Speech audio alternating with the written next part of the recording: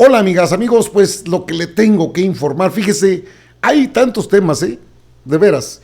La pijamada, los senadores, la sesión alterna en una sede alterna del Senado de la República.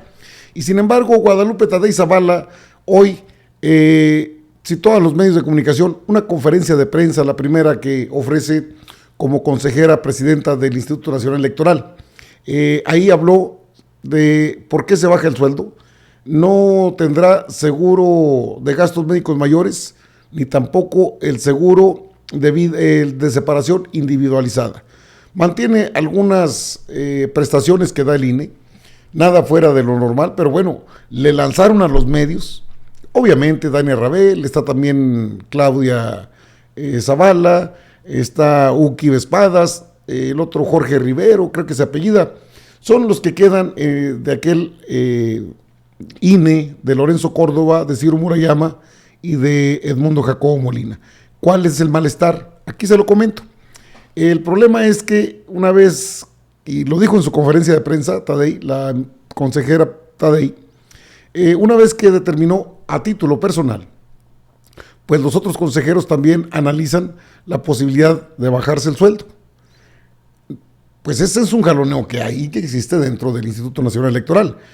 Dania Rabel, Claudia Zavala, Uki Vespadas, Jaime Rivero, los cuatro que le dije, creo que están jaloneando con la finalidad de, ya lo habían dicho anteriormente, eso es algo personal. Si quieren, se bajan el sueldo, si no quieren, se mantiene el sueldo. Que porque la Cámara de Diputados, bueno, los medios de comunicación parecían integrantes de la Cámara de Diputados, parecían integrantes del Poder Legislativo. Los cuestionamientos estaban a la orden del día en una conferencia de prensa. Ahora bien, vamos a la información, porque está, por supuesto, muy interesante, como siempre. Mire, ¿cuáles son los privilegios a los que Guadalupe Tadei renunció en el INE? Pues la consejera presidenta señaló desde los primeros días a su llegada al INE que se bajaría el sueldo. Es decir, eso no es nada nuevo. La Guadalupe Tadei Zavala, consejera presidenta del INE, anunció en conferencia de prensa que ya está en trámite la reducción de su salario para percibir menos que el presidente, como anunció en días pasados. Durante la conferencia de prensa ofrecida por el instituto, fue cuestionada sobre cuánto recibiría por reporteros. Indicó que la suma giraría entre 114 y 119 mil pesos. No dio una suma precisa. Igualmente aclaró que estas decisiones fueron tomadas de forma personal y que no había ningún fin político o alineación con Morena. Siempre lo dije desde el primer día. Este es un tema de carácter personal. Pero la cuestión del sueldo no es el único privilegio que la funcionaria señala de ser cercana a AMLO. Dejará de lado, pues también renunció a dos seguros: el seguro de gastos médicos mayores y el seguro de separación individualizado. En cambio, anunció que mantendría el apoyo de transporte con vehículos y choferes al ser necesario para cumplir en tiempo y forma con las funciones, y también mantendrá el apoyo con alimentos que se ofrece dentro del instituto, pero no ¿cómo se llaman? En los restaurantes machuchones, no, dentro del instituto. Esto ha provocado jaloneos dentro del INE, por supuesto que tenía que ser así. Los privilegios que han tenido durante toda la vida, desde la creación del IFE, antes que fuera el INE, han sido los mismos. Personajes que se sienten bordados a mano, la llamada burocracia dorada, y Guadalupe Tadei pues llega a romper un esquema al que no están acostumbrados. Y sin embargo, fíjese, los cuatro consejeros que llegan con esa intención: sueldo abajo del presidente. Que si es por una orden del presidente, no, son convicciones. Es difícil de entender, pues para los medios de comunicación parece que sí es. Y mire que la cuestionaron a Guadalupe Tadei Zavala en esta conferencia de prensa. Obviamente, los reporteros hacen su trabajo y ella también al responder. ¿Qué dijo respecto a estos temas? ¿Qué tiene que ver mi declaración en el otro punto? Declaración de bajarme el sueldo.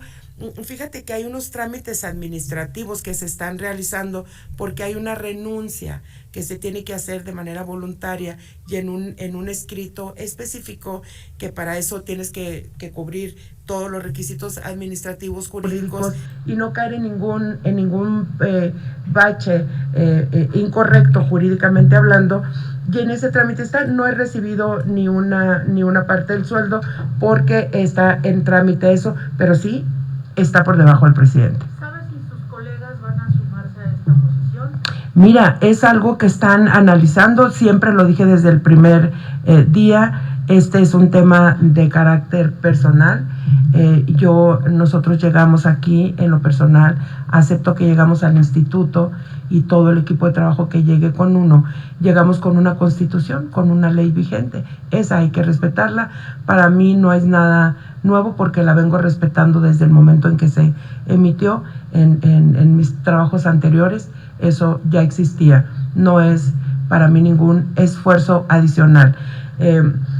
Creo que la están considerando. Yo pienso que va a haber un momento en que los que estamos ingresando al instituto demos un comunicado de manera conjunta y eso va a dar respuesta a lo que estás preguntando, pero por lo pronto te respondo a nivel personal y a nivel de equipo de presidencia. Todos estamos en la misma circunstancia.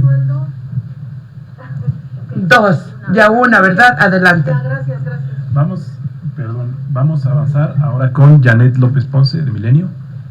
Janet. Buenas tardes. Janet López Milenio. Ponce, de Milenio, consejera presidenta. Yo quisiera preguntarle justo, ahondando en la pregunta de Fabiola, exactamente cuáles son los rubros, porque no nada más es el sueldo, sino también el tema del seguro. Sueldo, seguro médico y seguro de separación individualizada. Todo. Es todo. ¿Presidenta o va a renunciar a las prestaciones? Mira, al seguro de separación individualizada siempre se ha tenido aquí la alternativa. La primera alternativa es 0, la segunda es 5, la segunda es 10% de tu sueldo, la tercera es 15%. Bueno, la opción de nosotros es 0. Preguntarle en ese sentido, ¿por qué toma esta decisión? Porque si bien esta ley se aplicó en este gobierno, en realidad está suspendida, no es una ley vigente hasta que la Cámara de Diputados acate la orden de la Suprema Corte de informar de cuánto es realmente las remuneraciones en total que recibe el presidente. Preguntarle en ese sentido si es un compromiso suyo con Morena, como lo asumieron las consejerías que llegaron en el 2021, si es una convicción personal, a qué se debe, y también preguntarle exactamente a cuáles errores del pasado se refiere adicional a estas prácticas, en específico si usted ya pudo detectar alguna irregularidad o si coincide con lo que ha señalado el órgano interno de control en cuanto al presupuesto vigente. Y me llamaba la atención que usted en la respuesta a la consejera Zavala decía que ustedes van a innovar el presupuesto. ¿A qué se refiere en este sentido, consejera? ¿Qué cosas pueden agregar, por ejemplo? Janet, mira, te voy a decir una muy fácil de entender. Cuando estás haciendo el presupuesto y lo estás concentrando a nivel nacional en una estructura de esta naturaleza y con el enorme compromiso que tiene el Instituto Nacional Electoral de garantizar elecciones limpias, transparentes y pacíficas, imagínate qué nivel de compromiso sienten las personas que están poniendo números en los formatos que para el caso se establecen, para el caso de la presupuestación. Una innovación básica es la que marcó la propia consejera Carla Humphrey a propuesta de una servidora. Llamemos a todos los delegados del instituto a que vengan a exponer su propio presupuesto. Nunca se ha hecho. Y cuando digo escuchemos las posibilidades de corregir o de mejorar la manera de hacer el presupuesto, es justamente escuchando a las entidades. Yo creo que ahí tenemos mucho que aprender. Por el otro lado, el bajar el sueldo, el no incluirme en el gasto de este servicio del retiro y que estableces correctamente que hay un proceso en este momento de carácter jurídico que se encuentra en la Suprema Corte y en la Cámara de Diputados. Hay informes que están yendo y viniendo de ambas partes. Yo esperaría a que eso suceda. Si el instituto tiene la razón, la parte que ha hecho sus trámites jurídicos, nos sumaremos a esa razón. Pero si nos da la razón al resto, es decir, aplíquese lo que está sucediendo, ya estamos en eso. El compromiso, No hay ningún compromiso de carácter político, salvo con mi país y conmigo misma y mis principios de servidora pública. No hay más, y solo por eso se toman esas decisiones. Por eso siempre he establecido que la decisión es de carácter personal. No he encontrado ninguna anomalía. Tampoco puedo decir que estoy a favor o en contra del órgano interno de control. Lo que sí les sé decir, Janet, es que un instituto que camina de la mano con quien lo está auditando de manera permanente es un instituto que encontrará siempre el camino para llegar a buen puerto al final del año. No puedes evadir las observaciones que se está haciendo quien te está fiscalizando, auditando, revisando, porque su objetivo se convierte en el nuestro: hacer las cosas bien, procedimentalmente y en el uso de los recursos públicos. Vamos a avanzar. Vea usted, entonces, esto fue lo que le respondió Guadalupe Tadei, la consejera presidenta del INE, a los reporteros que se le lanzaron, pero con todo. Oiga, pero eso no es una ley, está en discusión, esperemos a que definan, o la Suprema Corte o la Cámara de Diputados van de definir, pero por lo pronto, pues estamos en esa dinámica.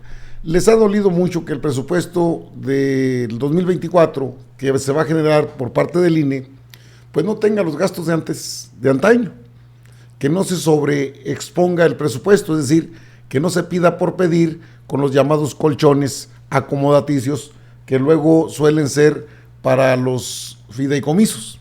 Ahí el órgano interno de control trae buenas observaciones, y lo que dice Guadalupe Tadei Zavala es bastante interesante, porque si la consejera presidenta del INE llega con la intención de sanear a este instituto y devolverle la credibilidad que tanta falta le hace, no entiendo por qué los medios no comprendan que alguien no quiere ganar una cantidad extraordinaria de dinero. Un sueldo justo, un sueldo para una profesional, un sueldo para personas que se dedican a organizar elecciones, pues tampoco tiene que ser millonario. Creo que tiene, a estas alturas y en poco tiempo que tiene al frente del INE Guadalupe Tadei Zavala, mucha más credibilidad, y estoy hablando de semanas. Tiene más credibilidad Guadalupe Tadei Zavala que Lorenzo Córdoba en todo su periodo de 9 años. De ese tamaño está la diferencia, porque habla de austeridad con responsabilidad. Es decir, el INE tiene necesidad de gastos, sí, pero no gastos estrafalarios, ni gastos que no puedan ser comprobables. Otro tema fue el órgano interno de control.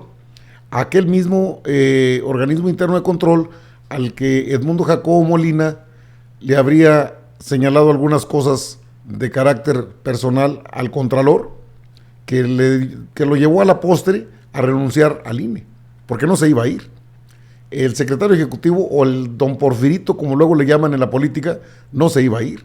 Se fue porque el Contralor, el titular del órgano interno de control que no pertenece al INE, le hizo fuertes observaciones al gasto. Y como no había manera de comprobarlo, pues entonces recurrió a la amenaza. Y esta la conocieron los diputados y diputadas, pues dijeron, bueno, lo metemos a la cárcel. Dijo, mejor renuncio. Así se fue don Porfirito. Y bueno, Lorenzo y Ciro, ya sabemos cuál es la dinámica, por qué se fueron. ¿Por qué les llama tanto la atención que la nueva consejera presidenta del INE no gane un dineral, como en su momento lo ganó Lorenzo Córdoba, Ciro Murayama y todos los integrantes del Consejo General? No están acostumbrados a la austeridad, no les gusta la austeridad republicana, ¿verdad? A juzgar por lo que vemos, no les gusta.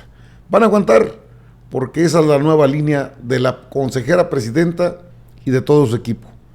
Ganar menos que el presidente, cuidar el gasto y rendir cuentas claras al órgano interno de control. ¿Quieren más o les guiso un huevo? Amigas, amigos, están ustedes, pues obviamente informados. Yo regreso con más información.